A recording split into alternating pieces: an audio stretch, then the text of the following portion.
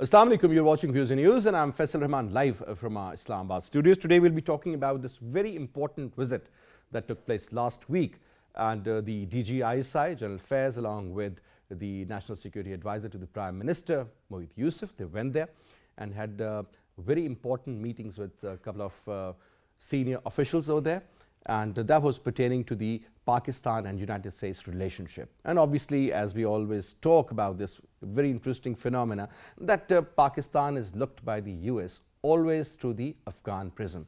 And yes, once more indeed the same formula was repeated, and the Americans, which still believe that Pakistan has a lot of control over the Taliban, and perhaps Pakistan can play the most vital role in stabilizing Afghanistan, whereas we believe that we have no favorites out there. Whosoever forms the government, we will welcome that, but perhaps we never have that kind of an influence over the Afghan Taliban, which we used to enjoy once, way back. Now, the expectations from Pakistan is too much, but whenever something goes wrong out there, again, Pakistan is blamed for that. So we become the scapegoat.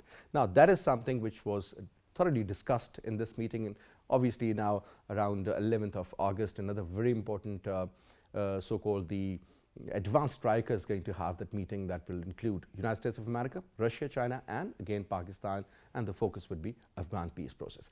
Secondly, when we talk about the US and Pak relationship, one thing is very important. Generally, it is believed that Pakistan is in the camp of the Chinese, which again was denied by the NSA when he was giving a couple of interviews out there, and he said that we try to create an equilibrium, a balance should be there, and that is what we want. We want to make sure that the Americans should have a proper understanding with the Pakistani politics and with the future course of action, and as well when we talk about China, they have always been with Pakistan in thick and thin, and now the kind of investment that has been pouring in from that side means a lot to us, because our economy depends on that. Whereas when you talk about the Americans, we have not seen any major investment coming in from the United States of America the way they are doing in other countries. And secondly, another important factor was once more regarding the trade and then the strategic relationship of the Americans with the Indians. And when you talk about that, obviously the entire region is pretty concerned about that, and in particular Pakistan and China. Last but not the least, before I introduce you to our guest panelists, one important area, and that is about the Taliban, that they will make sure that they'll cut their ties with a couple of Turk Islamic organizations, as well as with the TTP, that is Tehrik-e-Taliban Pakistan. But again, the non-state actors are being used by the Indians, but let's see how important that would be in the future, and we hope and pray that Afghan soil is not used against any of its neighbors. So to talk about that, let me quickly introduce you to our panelists. We have with us in my studio on my right is Shaukat Paracha Saab. Paracha Saab is a senior journalist and a TV host. Thank you so much, Paracha Saab, for your time. And along with Paracha Saab, we have been joined in on Skype by Dr. Aqab Malik, again a senior expert on foreign affairs and international relations. Aqab, pleasure to have you. Good to see you. Thank you. And we have with us Abid Latif Sindhu Saab, who's a senior analyst, a writer, and a columnist. Thank you so much, Sindhu Saab, for your time as well, sir. Thank you. Paracha Saab, no camp policy. Are we really having that kind of a policy at the moment, or you believe the tilt towards China seems to be very obvious and we are slightly shifting away from the Americans? Your take, sir. I think that's the question of the day, whether Pakistan can maintain its relationship with the Western countries as well as with China. Because when the Americans, they claim themselves that their next competition or their adversary is China in couple of fields, then Pakistan is obviously in the spotlight. So given the scenario, one thing, as you also mentioned, that Pakistan cannot leave China.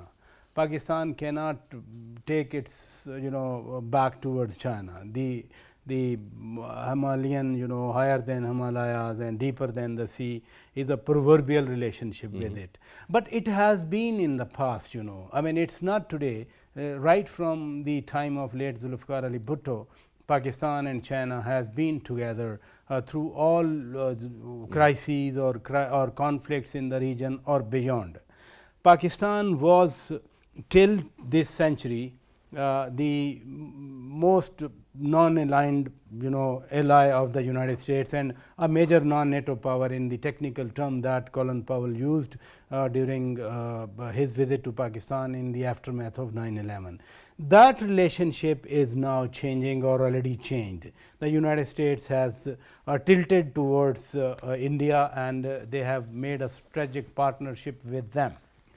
What Pakistan is concerned about? If you talk about a single country trade relationship with any country in the world in favor of Pakistan, the trade is in favor of Pakistan, that is United States. Look at their partnership, for example, in the field of energy. When there was a severe crisis, energy crisis in Pakistan, they supported in refurbishment of, for example, Tharbela Dam or Gaddu, for example, or Muzaffargarh power plants. We have to see where this relationship goes now, whether if the United States will be leaving on 31st of August, whether they really put the whole burden on Pakistan. I fear about that time, that in the post withdrawal period, obviously Taliban, they have shown their resilience. If the allied forces, the ISAF, the NATO and other power, they could not put Taliban down, how come Dr. Ashraf Ghani and his government can thrash them away from Afghanistan? So the theater in Afghanistan, if Taliban take over and then there is a control by Taliban in Afghanistan, how the Western countries are going to respond, because it's not only that one or other relationship they are to suffer or they are at stake. GSP plus, for example, from European Union, $3 billion every year is in favor of Pakistan because of the GSP plus. Then IMF, we are beneficiary of IMF. When IMF makes an agreement with any country, rest of the world financial institutions or other countries, I mean, it's not a blind case that you just say, even okay, your credit goodbye, rating, I mean, depends whatever, on the we Western live world, in a system which is controlled by Bretton Woods institution. It will take many years how the new scenario emerges. So to me, it's very important, very, very important to keep engaged with Western countries, particularly United States, the United Kingdom and the European Union, but at the same time the relationship between China is very important for Pakistan. The window of opportunity, maybe one time opportunity in 70 years, over 70 years, that has been in the form of CPAC,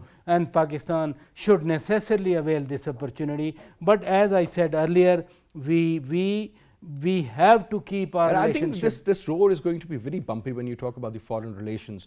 It's going to be pretty tough for Pakistan to create that kind of development, because primarily, it seems that the conversions as far as the interest is concerned with the United Nations, I mean, they are far less rather than the diversion aspect. So that is going to be another very key factor. No, here come the challenges, here come the challenges that we can foresee ahead, I mean, if a country or group of countries, they are leaving and not leaving as a victor, but otherwise they are forced to leave, how could they justify their exit or their withdrawal? And that's why I am saying, if they want to if they try to make Pakistan a scapegoat, that's a writing on the wall. The challenge for our policymakers is the same challenge that we are talking about. So let's face it, and try to resolve it. We need to make efforts, Foreign Office is very clear. Otherwise, if the powerful countries, they are dragged away and they are put in the laps of your enemies, then again Pakistan has to suffer. So critical time is there, and we should think and we should plan in keeping in mind this big challenge for Pakistan. All right, let's go to Dr. Aqab Malik. Now, Aqab Malik, one important factor, and that was majorly discussed during this one visit, that was about a week long, that was about the issue that the Americans have abandoned Afghanistan. They have left without any inclusive, perhaps, any ideology, and they just ran in a haste. Now, the neighboring countries, they're going to face the blunt. And this is what we can't expect, we can't do. When you talk about Afghanistan, the infighting is going on, various factions against the Taliban, plus the government, and then the American support. So it seems that whatever was decided in the Doha agreement, and perhaps the Americans, they have started bombing the Taliban. So the Taliban, they believe that the Americans, they are not following what was written in that agreement, and if same continues, then things would be pretty different. Let's talk about that. The situation here is that it was about 10 years ago that Obama announced that he wanted to withdraw from Afghanistan. So it's not in haste in real terms. I think the Americans realized that they were in a stalemate.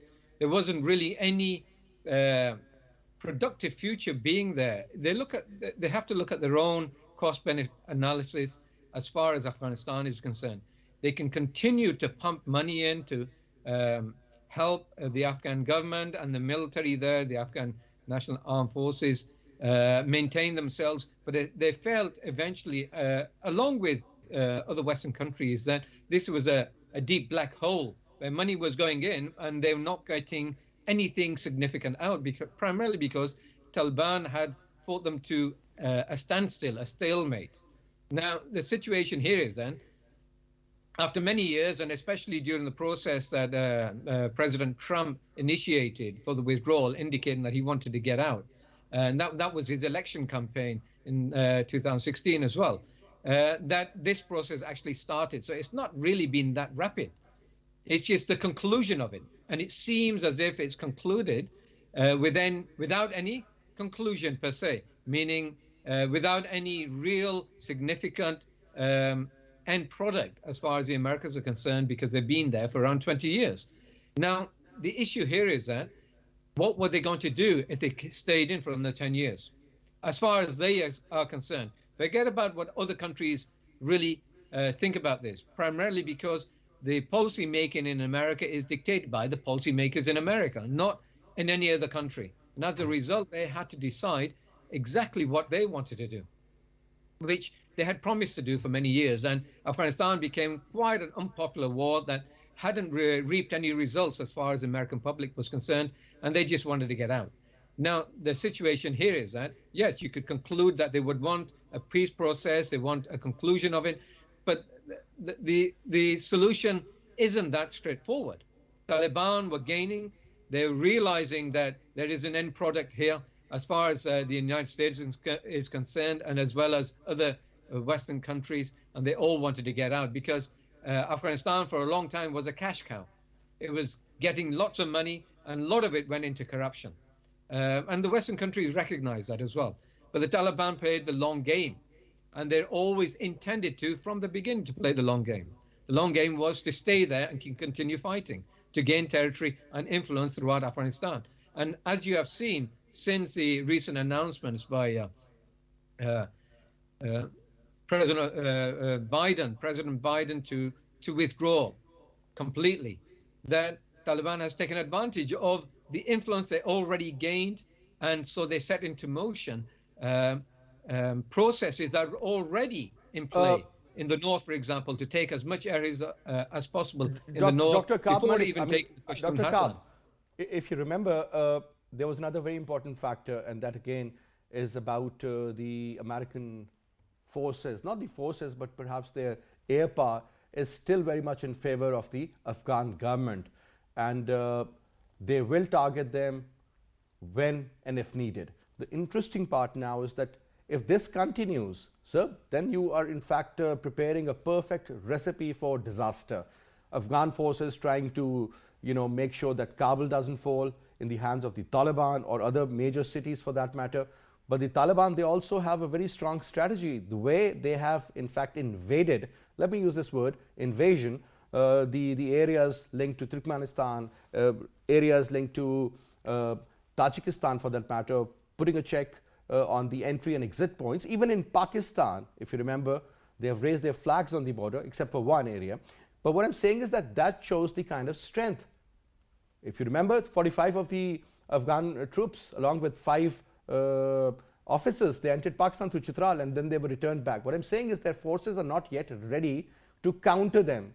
So do you see this turmoil carrying on for another year or more maybe, and this infighting will get further momentum, more people being killed, pressure on our borders as far as the refugees concerned. So that means that actually this kind of a situation perhaps suits the Americans, because why would they leave Afghanistan in a peaceful state and look after the affairs so everything is sorted out? Why to let China, go for its expansion in the western side? That is an important area. Don't you think they want the position, the situation to remain fluid in Afghanistan? Dr. Aqab? I don't think so, actually. I think they really did want to maintain influence in Afghanistan. It is a critical point, a strategic juncture around the world in that particular area, bordering Central Asia, bordering Iran, bordering Pakistan, China, for example. In essence, as far as the strategist is concerned, it's a strategic mistake to withdraw from that region, given the change in global realities as far as the United States and China are concerned. But they also have to look at other things, and that's what they've done. I mean, when you talk about Taliban and their strategy and what they're going to do, it's really not going to be outlined officially to any other party. Not even Pakistan is really going to get a say in exactly what they really want to do. Maybe they want power, they want to take Kabul or not. For example, 9/11 was a form of humiliation for them. So they want to retain a significant or gain a significant degree of power so they can utilize that for negotiations. But I recognize that I think that they will negotiate in the end. They find that there is no possible outcome as far as a complete takeover of Afghanistan. It's not going to happen. That will result in devastation, you're right. But it is how far they want to go. Does anybody really know how far their terminus point is? Unless they're Afghan, Taliban, nobody else really understands this, I don't think. And they're going to go to the point where they come to a certain degree of stalemate with the Afghan government. I recognize that. And then they'll push and utilize that power that they've gained in any future negotiations. It's been the case the world over for history. This is nothing new there. All right. Now, Colonel Abid, one important factor again. I mean, there was a statement by the U.S. National Security Advisor, Jake Sullivan, and what he said that one thing is very important. He again, sort of emphasized that during this particular meeting with the NSA and the DGISI, he said that need for reduction in violence in Afghanistan was the primary issue. Now, again, expecting Pakistan to play a vital role in reducing violence. How can we do that? I mean, do you think it is on our jurisdiction or perhaps it is in our control? Because we have said we have no favorites and we do not have any major control over the Afghan Taliban. They are dealing directly with the Americans. So why to sort of push Pakistan back into the equation again? Your take. Yeah, it is absolutely right. We have already, made it very clear that we don't have that type of a control over Taliban or the present, the movement which has taken place in Afghanistan, which the West thought that we have. And, just taking a cue from Paracha Saab, he was saying that, you mentioned that why Pakistan seems to be more inclined toward China. It is not the matter of inclination. Actually, as there used to be a phrase which we used to study in our school times, that charity begins at home. Now in 21st century, economics begins at home.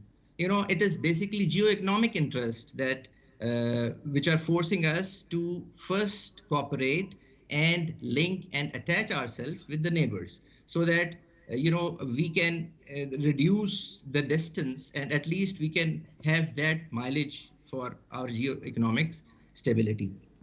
And as far as the region or the effect of this present turmoil or this present chaos, which I might like to use the word, is this: basically there are three things which is happening in Afghanistan. Number one is the instability or the chaos which people think that might result into a civil war type of a situation. It is definitely turning into a humanitarian crisis. Second thing is the strategic instability because the region in which Afghanistan is situated is surrounded by 3 nuclear powers, and all the 3 nuclear powers are almost, not enjoying very good relation or in a trigonometry of a, conflict with each other. Third thing is the internal stability which the Afghan crisis will generate for Pakistan. Why? Because Afghanistan has a considerable number of Pashtun population, and the same will affect the demographics, the social trajectory of 2 of its main provinces, the Balochistan and KPK. So considering this, the region is right now in a very precarious situation, and there is also I will say it seems to be that there is going to be a mushroom growth, or there is going to be a link or a convergence between non-state actors, which even the Afghan Taliban, even the regional countries, and China, Russia, and Pakistan do not want, like ETIM, the Eastern Turkestan Islamic Movement, which China has a main concern for that. Then is the Al-Qaeda and Daesh and TTP. So the situation is getting precarious, but nevertheless, the question arises that how Pakistan can engage with USA to enforce or to convince USA that it has to play its role. Still, even if we say that there is a tilt in the polarity of the world. This was exactly what NSA said in his interview, that we really want Americans not to abandon Afghanistan. On the other hand, Joe Biden has said that every soldier is going to vacate Afghanistan. Now, abandoning Afghanistan, which a lot of people believe that they have already done that since they've pulled out their troops. Now NATO's pulling out. I mean, at the end of the day, there won't be foreign troops out there. My point again is that in the absence of 150,000 US troops, highly engaged in that war on terror, with all the possible weapons and air support with them, all the technology available to them, they couldn't do much. I still remember when George Bush said that we will smoke the Taliban out. They couldn't. Actually, they were smoked out. It was the other way around. They had to run after 20 years. Taliban, they have gained more control. Taliban have gained more power. Taliban have gained more land. Non-state actors, earlier we used to just talk about Al-Qaeda, now you talk about Daesh, you talk about IS, you talk about Al-Qaeda, you talk about Hizbul Ahrar, Hizbul Tahrir, you talk about Sajna group, you talk about Shahryar Afridi group, you talk about Tehrik-e-Taliban Pakistan, the list goes on, sir. All these non-state actors in the splinter groups. Is this what they have done? That is a disaster and a half. Colonel Saab. Yeah, actually, I see there is a method in this madness. USA actually abandoned Afghanistan with clear intentions to, let me say this, to at least, enhance the potency of the chaos in Afghanistan. How I made this statement? Actually, one of the principles of the modern foreign policy is to gain advantage by leaving the success incomplete. I mean that if you leave the success incomplete, you make sure that the other players could not get the benefit out of the situation, especially the regional players. So USA intentionally left Afghanistan in a way that it remained unstable. And as you have said that the Afghan process, as Pakistan is saying that why USA has abandoned it, and there is an intricacy of Afghan crisis. USA came in Afghanistan 20 years back to take a revenge, because the terrorism, actually it infused the sentiments to take a revenge from the perpetrator.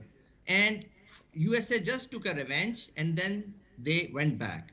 They never tried, they never made an effort to change the political situation, or to actually reform the society, the Afghan society, or do the the winning heart and minds in a true sense.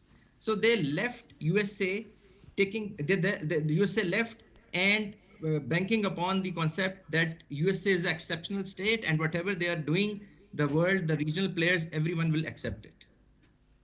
All right, Prasad, one important area. Khan Sahib, our Prime Minister always talks about one important phenomena, and that is that, this region is very important. So now time should be spent, efforts should be made in order to make sure that this geostrategic concept should be converted into geoeconomics. So, Taliban or no Taliban, but unrest I'm talking about in the region is going to be a major problem, number one, for this. Secondly, as Colonel Saab just mentioned, that the Americans wanted revenge.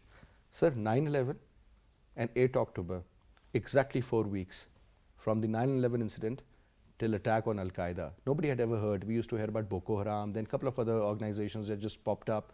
Got to know, okay, Al-Qaeda is some sort of an Arab-based, terrorist group that has bombed the US embassy in Africa. We used to have other. But certainly planning 9/11, hijacking so many planes, using the Arabs, finding their passports in the revel of the Twin Towers. I'm just giving you one example. Doesn't make sense to me.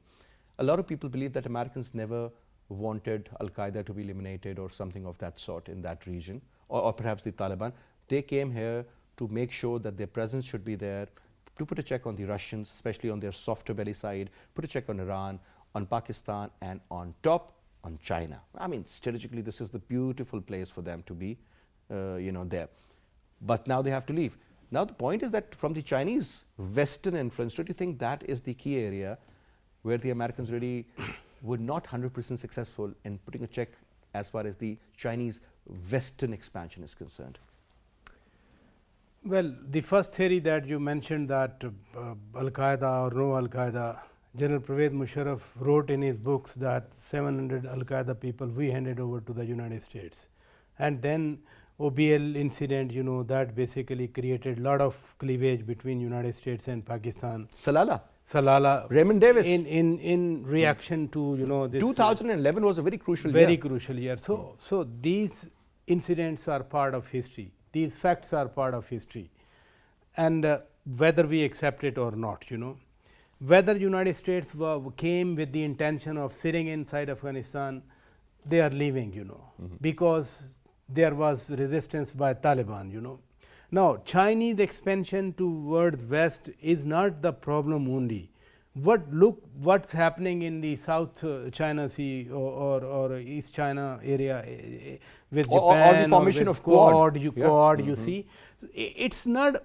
I want to emphasize that it's not only the game here on the western side of China or on the southern side of Russia. Russia got dismembered in 1999. And Russia is not a Soviet Union leading a bloc in the Cold War era.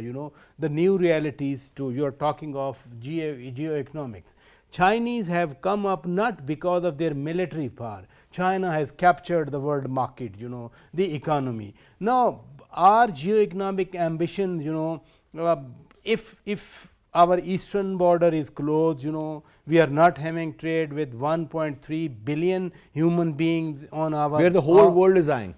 Whole world is eyeing, and on the West, if there is a trouble, and we all agree that the trouble is there, so no access to Central Asia by road or by train, then no room for pipelines.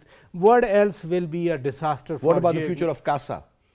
Again, CASA, TAPI, even I feel IP, when if it crosses from Balochistan towards Punjab and other parts, IP, not IPI at the moment, IP. So, peace in Afghanistan, not only for the sake of China or Central Asia or for the sake of Russia or Western country, peace in Afghanistan is a must for Pakistan, for prosperity of Pakistan, for geoeconomics of Pakistan, for linkages between Pakistan and Central Asia beyond Soviets. I mean, in May, I believe, yes, in May, a convoy of trucks, it all together traveled from Uzbekistan to Pakistan and vice versa.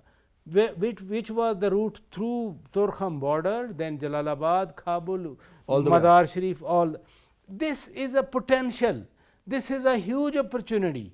And what is hindering? Not Russians, not Chinese, not Americans, not Western governments, not European Union, the conflict inside Afghanistan. So, crucial time, you know, Pashtun population is there, 60% are the Pashtuns, but what about the other 40% of Afghans? Are not they Afghan citizens, you know? If the idea is, idea of Taliban is to capture Kabul and control other non-Pashtuns by force, then for the last 20 years, you know, the gun has not been able to solve Afghan crisis, you know, as DGISPR very rightly said. So, if peace is required, then Turkey has a stake, Uzbekistan has a stake, Tajikistan has a stake, then Russia has a stake, Iran has a stake, Pakistan has a stake, and the world at large has a stake. Collective peace efforts, Pakistan facilitated Doha talks. There is no denying the fact. If Doha talks are facilitated, Pakistan established that we can facilitate. Now, obviously, the demand will be that there should be Pakistan support for broad based, and that is why I say the visit of DGISI and Pakistan's NSA to United States is very, very important. We need to engage the world. We do not need to discard the word that since you have been defeated in Afghanistan and then you go there and let Afghans they decide their future. They cannot decide their future, because look at their history, look at their, you know, and Taliban, they've been fighting against first in the form of Mujahideen, they fought against a superpower, and that superpower in 1990 they got it got dismembered. And what Gorbachev said, we will never look down again. And then, you know, look down means looking south. And then, you know, the sophisticated war machinery of the modern technology that also had to leave Afghanistan. They are not leaving by choice, you know. They are forced to leave. So, again, they are looking at Pakistan, you know. Pakistan but is Paracha, again, too much expectation from Pakistan. Something goes wrong, we are blamed. Everything goes perfectly fine, we are never appreciated. I mean, we were the first, this is the feeling, country in the line of. This is the feeling in Pakistanis. This is the feeling that I have. This is the feeling that you have. You have sacrificed, yes, yet you looked upon as a terrorist country or something. Never, that is what the narrative is being sold. Not a single country suffered as Pakistan has suffered. I mean, in every way. Right in your neighborhood, Marriott is there. Yes. Marriott was bombed, you know. You and I, for the whole night, we saw Marriott burning, you know.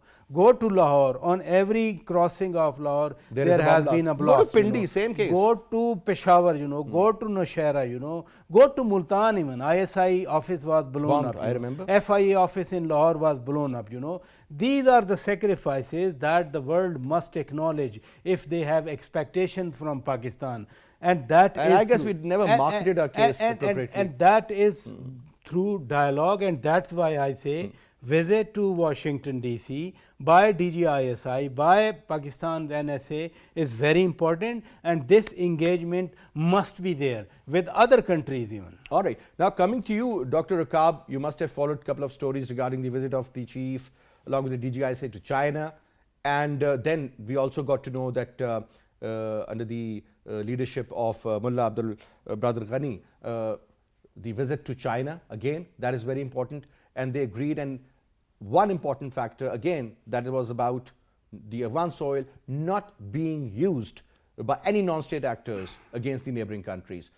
You know, that is something which we all fear, even the Russians do. That's why they've made one of their brigades operational in Tajikistan also. What I'm saying is, this is the primary concern of the Chinese, Pakistanis, Iranians and everybody.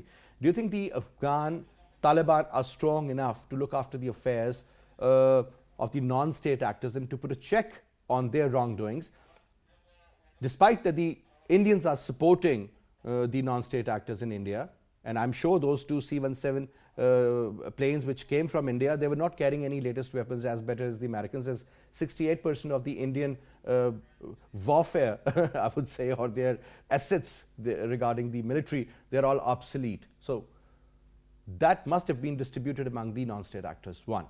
So in such circumstances, things will go from bad to worse and from worse to worst. How do you see this aspect, sir? The visit and then the Indian involvement in the whole system, that is creating a lot of hindrances, a lot of problems, a lot of obstacles. Your take? When the NSA talked with the United States, NSA, his counterpart, he indicated that Pakistan will not tolerate any non-state actors using Afghanistan against Pakistan interests or against Pakistani territory. That's been the case for a while now. Then the Tehrik-e-Taliban Pakistan, who were thoroughly defeated in Fatah areas before it became part of Pakhtunkhwa, hold themselves up and took sanctuary in neighboring provinces in Afghanistan. There's no doubt that this is the case. And there's also no doubt that Tehrik-e-Taliban Pakistan and Tehrik-e-Taliban Afghanistan, the Afghan Taliban, share the same philosophy, the Bandi Islam philosophy, and the same jihadist philosophy in essence. And they are brothers in arms. What separates them is also an important point, that Afghan Taliban have recognized that they made fundamental mistakes leading up to 9/11 in harboring foreign terrorist groups, foreign non-state actors from different countries, helping to train and arm them, thinking of the global jihad as it were. I think that they've changed in that respect. However, the linkage is still strong. Nevertheless, we also have to look at Daesh or Islamic State Khorasan, which is holed up in Afghanistan, which is very intrinsically linked to Tehrik-e-Taliban Pakistan as well. And that is also, the Islamic State has also had many contests with Afghan Taliban. They fought with them for contention of territory and certain areas and influence as well. I think the Afghan Taliban have taken precedent in that. However, you're right. There is a big issue here. And support of these non-state actors that are holed up in Afghanistan is a foremost concern of all neighboring countries, because they could again utilize that area to export their version and their philosophy and destabilize Central Asian countries. And for example, China is very particularly interested in reducing the influence of ETIM, the East Turkestan Islamic movement, for example, which has very strong linkages with Tehrik-e-Taliban Pakistan. This is where the problem lies. Now, you talk about India. India's interest is twofold here: destabilize Pakistan and cause a certain degree of destabilization within China. Both countries are enemies of India and have been at war with India a number of times, especially Pakistan. So it is in the interest of India to help destabilize Pakistan, and it will utilize, I have no doubts that it will utilize assets that it has, that it will shore up assets within Afghanistan, given the situation is quite fluid. And given that it's fluid, they won't need to take the blame either to that extent. That fluid situation may be in their interest to a high degree. If they can't gain a pliant Afghan government, which they've tried for many times and negotiate with, and because Afghan Taliban may be able to take a significant degree of power away from that government, then the Indians will no doubt do this. I don't see why they would not. Having said that, is this right or wrong? Obviously, it's not correct behavior in the international spectrum, given that India is always blaming Pakistan for interference within Kashmir and other aspects of its national sovereignty. So it says. So you really can't be emotional about this. I'm a strategist, and I see it as it is with a cool head, and I recognize that these are the actors in play. How do we counter that? I've been saying again and again and again, ever since I started going on your shows and previous shows on different channels around the world, that Pakistan has always been deficient, and Abid, this is in your interest to know and understand, deficient in its marketing, completely deficient in its public perception campaign around the world. And it has never really put a high degree of emphasis on that. We complain about our deaths. Exactly. We complain about I totally agree with you, Dr. the Aqab. responsibility Totally the agree. world has. We will never really push out and show them exactly what's going on. And I meant as they said, because that is perhaps one of the reasons we have never we won need to any do international case. We have never marketed our problems properly. Neither we ever had the proper person to raise the voice for Pakistan.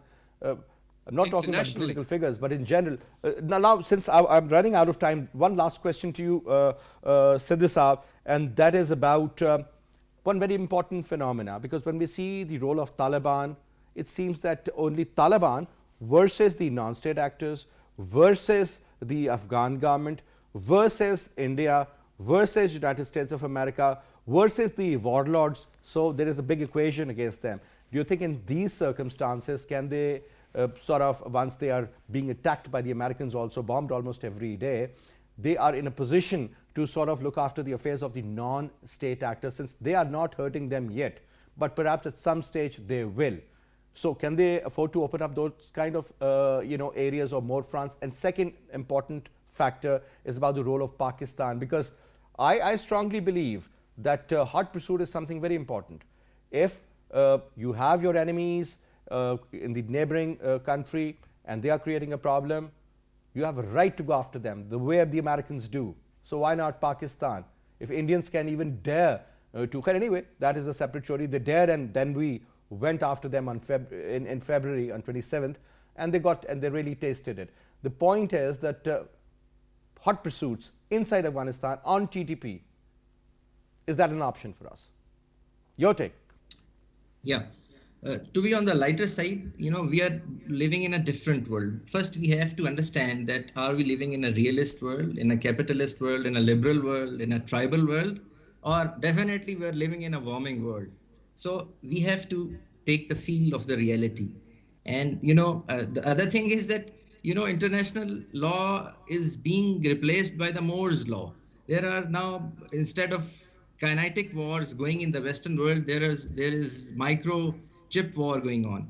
So we have to see the reality, and then we have to, plot the reality on this region. Afghanistan, you are right that if there need be, Pakistan has the options to have a pursuit, and we have other means also, to deter and make sure that the Pakistani border is safe and it's intact and is sanctified as it has to be.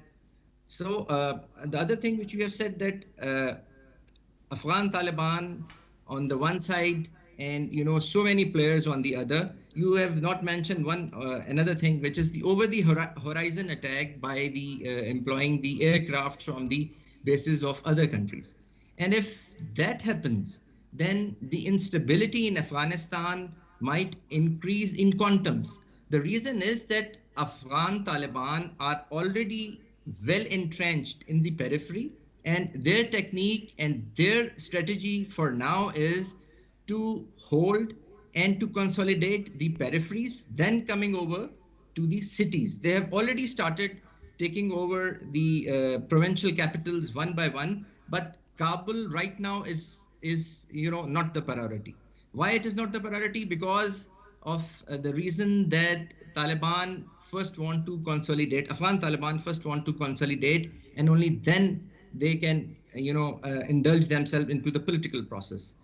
And as far as the political process of Afghanistan is concerned, it is a very intricate, I would say, the chessboard. All right. Because the inter-Afghan dialogue is much more difficult than, a dialogue between Afghan Taliban or the USA or it's the a other very, players. very complicated issue. I understand, Colonel Sindhu Saab. Yeah. Unfortunately, I'm totally running out of time, but I would like to say thank you so much for your time for our program.